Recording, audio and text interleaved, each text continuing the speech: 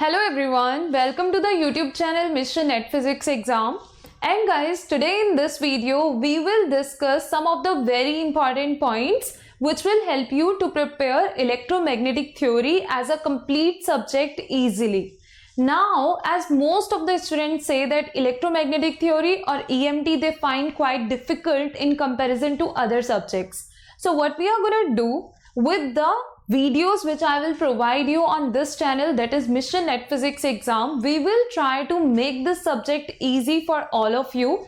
Even we will try to consider the points or the topics in such a way that you will easily be able to relate the concepts with the numericals or the previous year questions when you will try to solve them.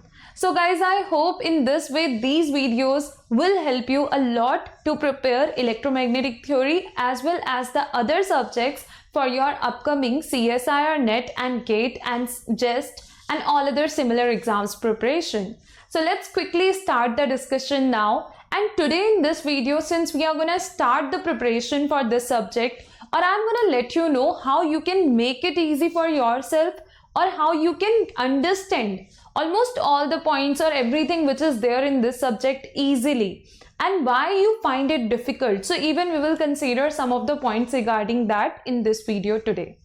Also guys, if you are new on this channel, what you can do, you can subscribe this channel by clicking on the subscribe button below this video. Also click on the bell icon to get the notifications for all the new videos which I will provide you on this channel, that is Mr. Net Physics Exam. Now let's quickly start the discussion. So guys, the first thing is when we find something difficult, what we need to do exactly? We need to start the preparation for that particular thing, or to get it well, to understand it like clearly, to get every point clear. We should try to get even the basics of that particular topic, subject or whatever it is. Clear?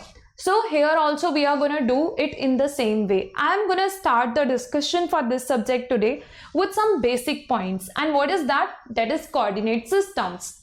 Because when you are solving any question based on electric field, potential, force or any such parameter you want to find corresponding to any given system, the first thing which will matter a lot will be the coordinate system involved in that particular question or the given system.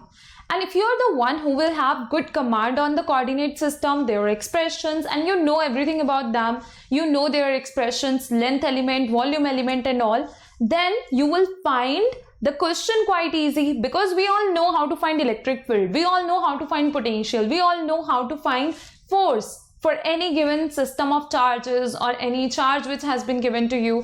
Clear? So that is something easy for us. But when that kind of question or even the EMT basic questions become difficult for us, what is the reason for that? The reason is we are not having the exact or the clear information about the points which are involved in the question. Clearly? Okay, so basically what we need to do, we need to make a good command on the coordinate systems initially, and then step by step we will keep on discussing the rest of the topics too. The first coordinate system we are considering here is the Cartesian coordinate system, the basic one. Most of the times we need it, but along with this one we will even consider two more coordinate systems. In most of the electromagnetic theory based questions, we may need this system or the other two which I will tell you. Okay, even those two are very important. So the first one, which is Cartesian coordinate system. Now how you will be able to do the selection of the coordinate system you have to use in the given question. So basically guys, what you need to do, either read the question and see whether with the help of the x, y and z coordinates, can you explain that system? Can you write all the things you need to write corresponding to that system? Or is there any angle involved to explain that system, to know about it well? Is there any angle involved there? If yes, so you have to consider it accordingly. You have to change the coordinate system then. Or if it is the given shape is like a sphere, so you will have to go for the spherical polar coordinate system or spherical coordinate system. Similarly, if there is a cylinder, you will have to go for the cylindrical coordinate system. So after reading the question, after knowing about the type of system which has been given to you in the question, you will be able to get it well that which coordinate system is involved or you have to use to solve that question. Okay, it's clear. Now the point is, when we will be able to identify this part. Now the thing is, if we know exactly the expressions which we generally need to use while we are going to solve the numericals, clear? So we also should know about those things, and then only we will be able to solve the question. Okay, so here are few expressions I'm going to show you which will help you to solve the questions in the exam or the normally when you will practice the questions. So basically, Cartesian coordinate system, if only with the help of x, y, z components and coordinates you can explain everything about that system, you will prefer this one. Or if there is a cube given to you, if there is any such type of shape given to you, you will go for the Cartesian coordinate system. Now here, when we are gonna study any coordinate system, we need to know about the length element, the volume element and the surface element. Because when you are gonna find something, it just completely depends what is that parameter which is involved or how they have asked the question. So you may need any one of these elements there. So if I'm going to talk about the length element in the Cartesian coordinate system, it's going to be vector dl is equal to dx I cap plus dy j cap plus dz k cap. Here, if I'm going to talk about this length element, okay, we have written it or mentioned it for this system given here, or this is the shape which has been shown here, which is in the form of or a shape of cube, you can say. Next thing, I'm going to write this coordinate like the length element. I'm going to show its first element, that is with dlx only. That is a vector I am showing here. Okay, what is that? That's going to be dlx. Clear? And then second one I am showing with the dly. That's a vector I am showing separately. Then dlz. Now the process or the steps which we will follow here, okay, for this particular coordinate system, same steps we will also follow for the next two. So if you will get this one, it will be easy for you to understand the next two as well. So here, once you have written the length element means if you are going to take any element at some point, like you can consider it at this point, you can consider it anywhere in this given system. So this is how you will be able to write the length element, which means the line joining this point to that particular point. Okay, or easily you can write it. Clear? Now next thing, once you got to know about the length element, this is the most important expression to write the volume and the surface element. Okay, and at many places in the next session or next video, I will even provide you some trick for different expressions. Clear? So there also you will need the length element expression. So once you know about that, in general, these are the general expressions. We should know about them. We can directly prepare them so that we will be able to save our time in the like exam, or we will directly be able to use these expressions. Now the next is gonna be the surface element.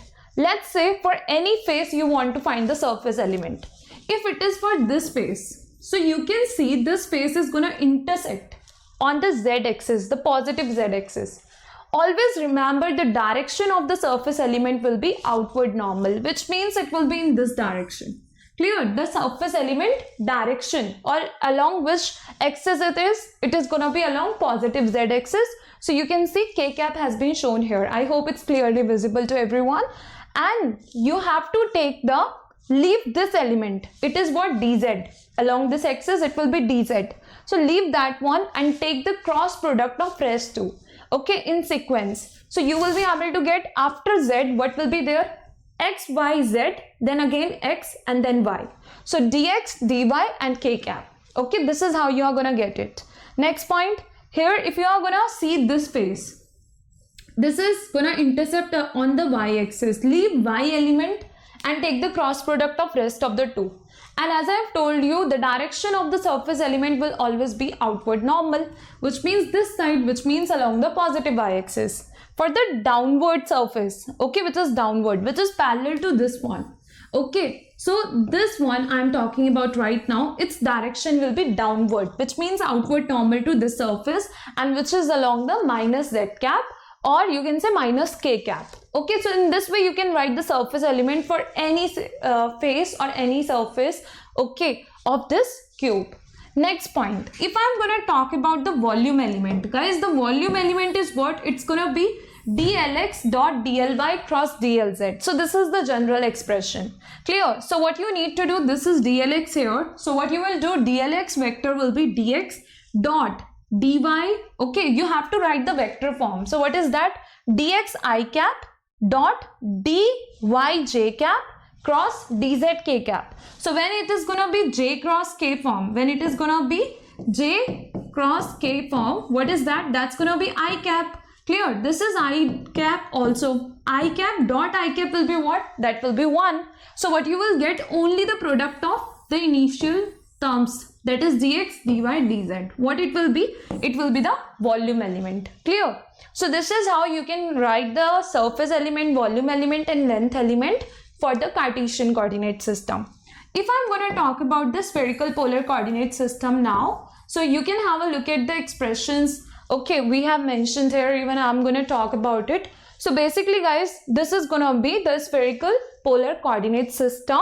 Okay, you can see with the help of just x, y and z component, we may be able to write the components further in terms of theta and phi, and then we can describe it. But normally we need the angle part here. We can't write all the details just with the help of x, y, z. Or anytime if you will have any such type of shape given to you, you will have to go for the spherical polar coordinate system.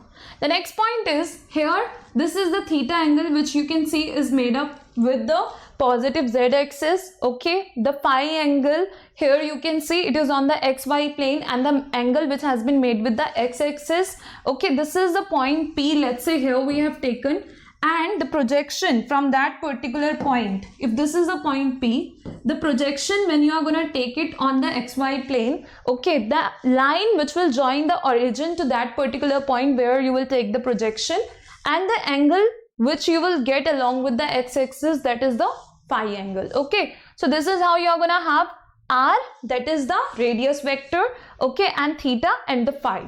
So this is how you are going to have all the angles and the radius part. Clear? Now the point is, when we are going to have the different components or the coordinates in the spherical polar coordinate system, we need to know that what is the expression, or how you can write the Cartesian coordinates in terms of spherical polar coordinates, because normally you may even need this thing. So here we are going to have x is equal to r sine theta cos phi, y is equal to r sine theta sin phi, and z is equal to r cos theta. You all have to prepare these expressions too, because sometimes we are going to have the expression given in one coordinate system and we want to write it in another coordinate system. Similarly for the cylindrical part also guys, you should try to prepare this thing, that how you can write the Cartesian coordinates in terms of the other coordinate system. It will help you at many places, so it's important as well. In the same way, here I have shown the length element. What is the length element in this case? dr r cap plus r d theta theta cap plus r sin theta d phi phi cap. Okay. Now next point. Here I can write it as like in the vector form separately. The vector components I can write, which will be dlr, vector dlr, vector dl theta for this term. Okay, where the theta cap is present and the d theta has been written. For the third one, we are going to have dl phi. In the vector form we have just mentioned it. Now if you want to find the surface element, so let's say for the r component we want to write it, leave r and just take the cross product of rest of the two. So theta cross phi will give you what? It will give you r, unit vector r. So you will get r square sin theta d phi and unit vector r. This is how you can say it has been mentioned. Same way as I have told you for the Cartesian coordinate system, how we are going to write the volume element. Similar thing has been done here. Okay, dlr dot dl theta cross dl phi. Clear? Just take the cross product of this and this first, and then take the dot product of the answer which you will get from the cross product of these two with this one. Okay, take its dot product and you will get this particular thing, and that is your volume element for the spherical polar coordinate system. Now here when we were talking about the r theta phi, so what will be the variation of theta phi and r for a complete sphere? That is, theta can vary from 0 to pi, phi can vary from 0 to 2 pi, and r can vary from 0 to infinity. Okay, it's important for the numericals. Next thing, if for hemisphere will be given to you, so for the hemisphere what will be the variation of theta? 0 to pi by 2, phi 0 to 2 pi. For half of the hemisphere, which means if you are gonna cut the hemisphere into two parts, then what will be the variations? They have been shown here. Theta 0 to pi by 2 and phi 0 to pi. Okay, as per the angles we have shown in the figure, if you will consider it only for the half reason, okay, it's gonna be here. So let's say theta, if I'm gonna talk about that, for half of the for hemisphere, basically it will vary. This line joining, which is with the pink color we have shown here, so it will go either from this point till this point like this. So it is a 90-degree angle you will get. In the same way, from here you can get like 90 degrees this side too. So that's the theta variation, which is just 0 to pi by 2 for the hemisphere, and it has been shown in the same way. Clear? Now next thing is cylindrical coordinate system. For the cylindrical coordinate system, the phi will be exactly same.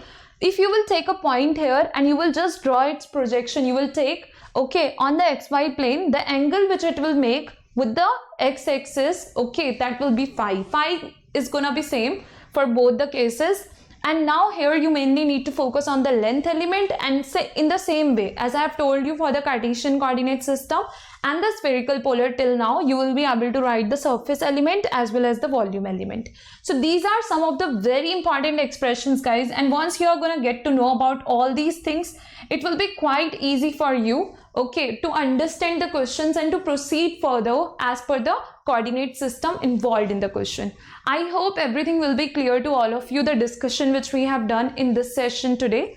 Even I'm going to upload more important videos on this channel. So if you are new on this channel, you can subscribe the channel by clicking on the subscribe button below this video. If you found this video helpful for yourself, you can even share it with your friends, because it will help them too. And one by one, we will consider other topics of electromagnetic theory as well, which will make this subject more easy for you. Now I'm quickly going to tell you about the Unacademy Plus subscription. So guys, I hope most of you will be familiar with the Unacademy Plus subscription, and you will be familiar with this thing, that how Unacademy Plus subscription can help you. So basically guys, if you will take the Unacademy Plus subscription, there are many top educators, okay, those who are gonna teach you different subjects, and it will be completely your choice that from which educator you want to attend the sessions, okay, by any educator. So for your upcoming exam preparation, you will be able to attend the live classes and the courses by the top educators after taking the subscription, and in this way you will be able to prepare very well for your upcoming exam. Also guys, by using and by applying the referral code, which is Anjali Arora, as mentioned here, you will be able to get the 10% discount in the total subscription amount. Clear? Also guys, if I'm going to talk about the rest of the benefits which you will get, there will be doubt clearing sessions in each and every course. So if you want to attend the doubt clearing sessions, okay, or if you are even going to have any doubt in the previous classes discussion, you will be able to ask about them in the doubt clearing sessions, and everything will be clear to you.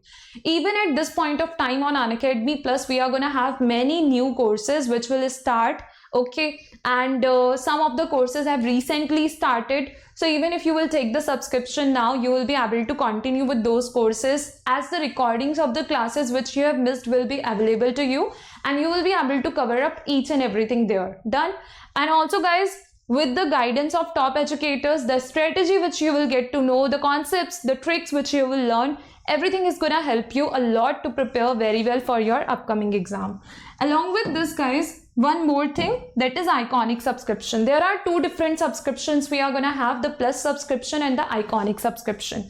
You can have a look at this, okay, and you can see the difference between the Plus and the Iconic subscription. So if anybody will take the Plus subscription, they will get the first 4 benefits: live classes, test series, unlimited practice, structured schedule will be there, okay, while if anybody will take the Iconic subscription, they will be able to get all these benefits. And if you want to take any of the subscriptions, you can take the subscription, as they will help you a lot in preparing well for your upcoming exam. And guys, whenever you are going to take the subscription, you can use and apply the referral code, which is Anjali Arora, as mentioned here. No space in between, spelling should be same. That's how you need to write it and apply it. One more thing guys, to take the subscription, you can download the Unacademy Learning app, or directly you can check out Unacademy Plus. You can search that on Google and you can proceed further to take the subscription.